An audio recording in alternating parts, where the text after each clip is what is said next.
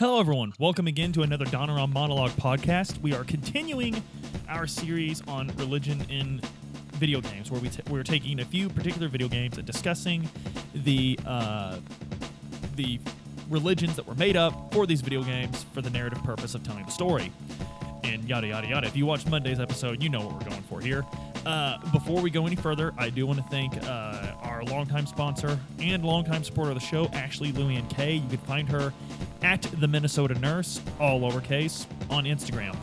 So check her out for some very neat nursing-related content. Guys, when I did my religion in video game, in JRPGs video, someone suggested that Halo would be a great game to talk about the religion in. And I agree. One of the things that's been said, though, and a lot of people say this, is Halo. A lot of people say that Halo is a metaphor for the wars that the United States has been waging in the Middle East for the past 2 decades. I disagree. I can see where the similarities are drawn, but I disagree. A lot of people also say that Dune by Frank Herbert predicted these, and I disagree there too. I'm not going to get into exactly why I disagree, because that's not the purpose of this video. That's not what I'm here to talk to you guys about today. But I do disagree with that statement. I would love to discuss it in our Discord. Find the link for that in this video podcast, or however you are enjoying the soothing, dulcet tones of my voice. So, guys, Halo was, and I've told you my journey with Halo a lot, so I'm not going to go into that today. But Halo is a video game where the narrative, it really feels like you're playing a James Cameron movie. It's kind of a trope in science fiction, the highly militarized science fiction story that features super soldiers fighting against a overwhelming and fanatical alien force bent on our destruction just cause. And that this is all true, but I feel like that's not entirely fair, because there's so much more to Halo than that. But so the interesting thing about Halo is humanity just went through a unification war where they brought all of humanity together across the galaxy, or across our colonies as far as they stretch in the galaxy. And they did this by developing Spartans. A particular scientist, Halsey, developed these Spartans by kidnapping children, performing genetic experiments on them. Those that survived became the greatest soldiers of all time. And this unification war just happened to end right when we were discovered by the Covenant, a coalition of alien races that have formed together under one religion that believes that there are great artifacts, planet-sized structures in the galaxies that are shaped like a ring, with the topography of the planet of the ring being on the inner part of the ring, the part that wraps around your finger.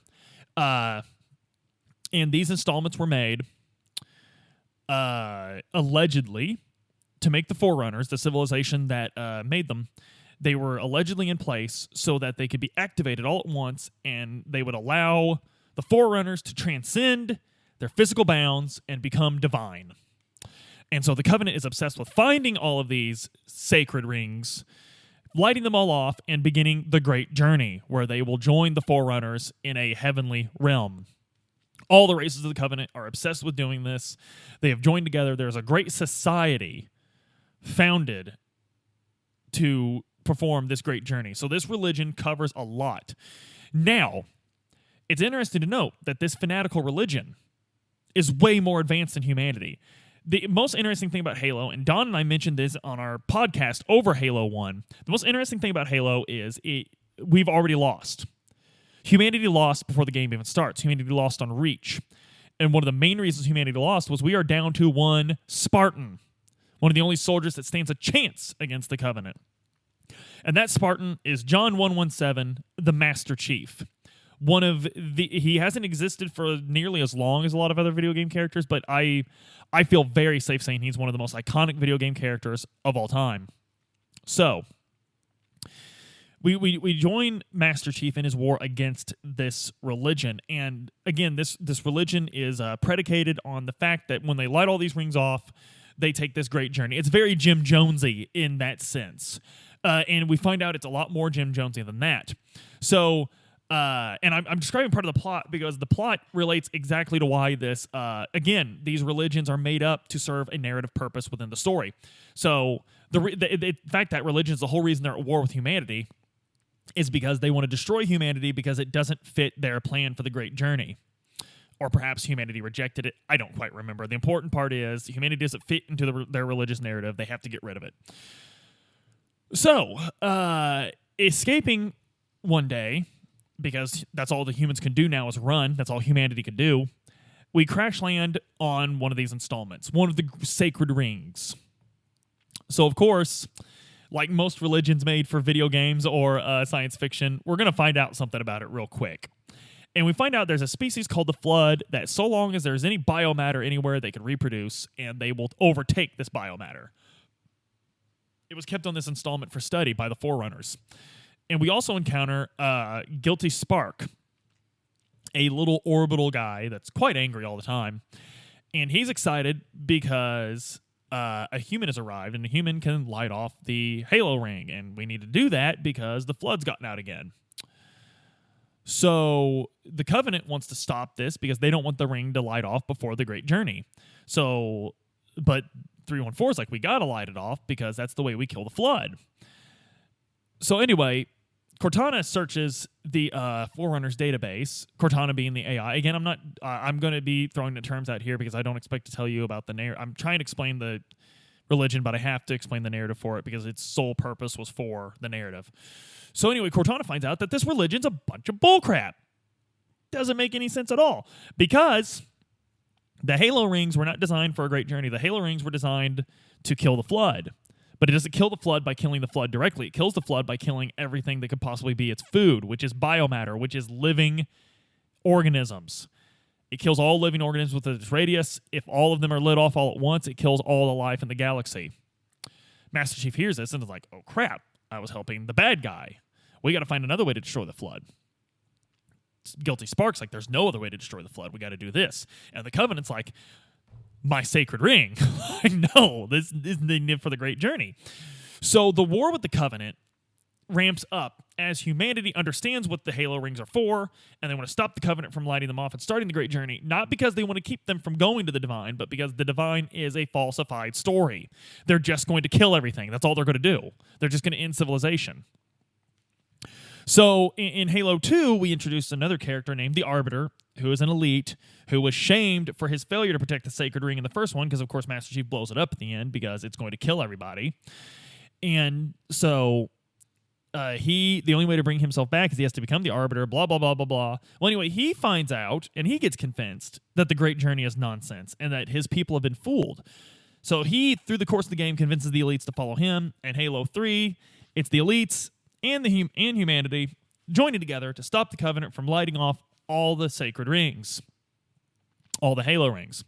So this is very interesting because this is kind of a trope in science fiction to find out that an ancient galactic religion was nonsense. It's very prominently found, but I think Halo does it in a way that keeps it interesting because Halo did it within a video game. I think that helps. So, and it's interesting too because as far as the religions of humanity never seems opposed to the Covenant's plan because it is a religion. They seem opposed to it because it's going to kill everybody, and it was actively trying to kill them before. But it's not simply because it was a religion. But to the best of my knowledge, I haven't read every single Halo novel. I haven't read every single Halo comic book. But to the best of my knowledge, we don't ever meet a religious human in any Halo fiction whatsoever. And it is very common in this highly militarized, futuristic, scientific science fiction future where humanity has lost its borders and united as one race with a common goal. It is very common that religion was done away with during the course of this unification. We see this in Warhammer 40K, where religion is actively a violent force that inspires chaos. We see this in StarCraft, in the original instruction manuals. If you have the original instruction manuals of StarCraft, the unification of humanity began with the elimination of religion to keep people from being opposed to each other. That is actually in the StarCraft 1 manual, if you still have a copy of that laying around. And think about it, we don't meet religious humans in StarCraft. We do meet religious religious protoss. They're literally called zealots, their base unit. Zealotry being taking your religion to an extreme. So this is kind of a trope, but I still think that it was interesting that Halo never flat out, to the best of my knowledge, never flat out tells you that humanity rejected religion as a whole. I find that very interesting because, of course, all these other ones flat out tells you at some point that they did. So it's not that humanity is opposed to religion in the Halo universe. It's that this particular religion wants to end them.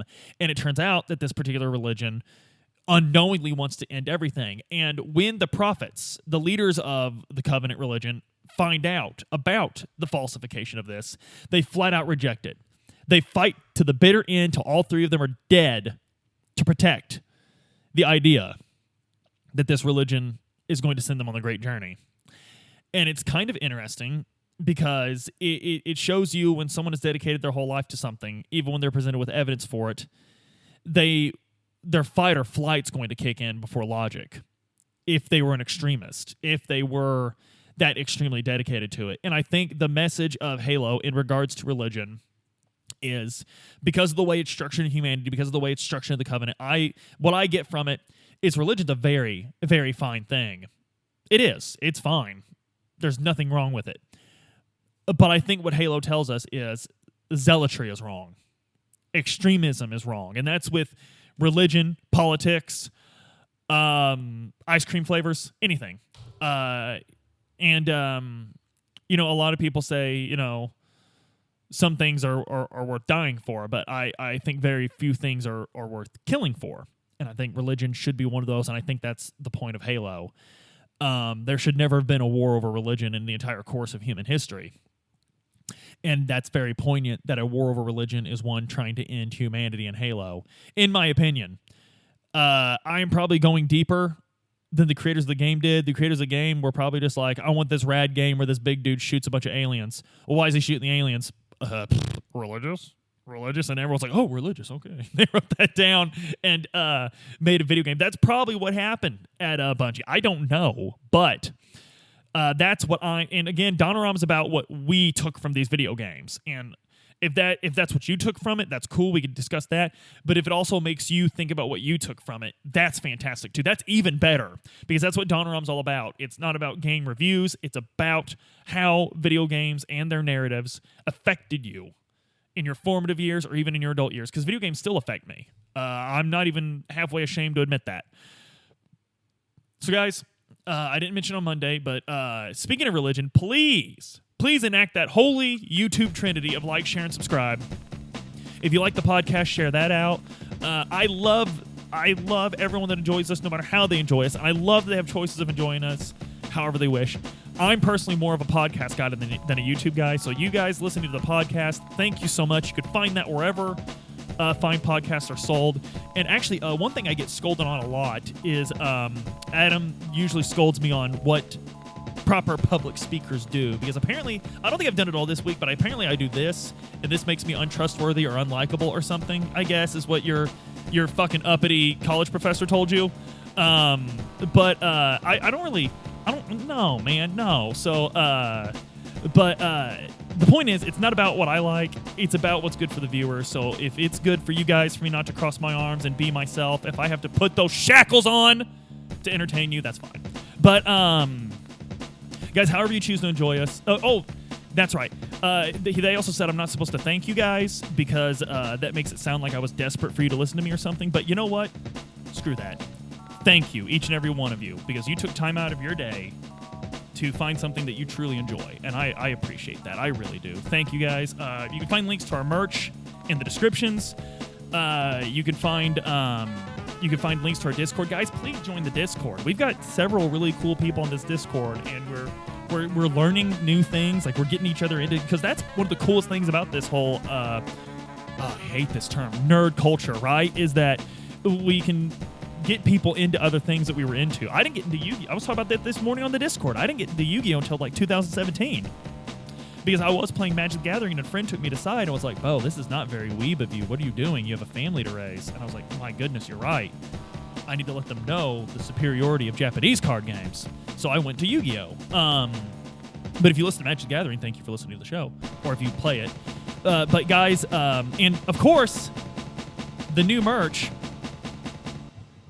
which a couple of crazies have told us it's very similar to the font found on a manga anime. That's I guess it's pretty big. I don't know. I don't follow these things.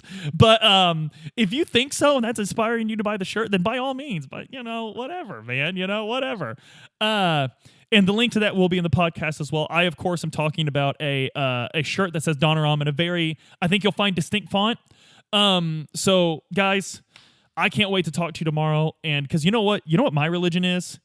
Giving you the best damn podcast under the sun. That's my religion.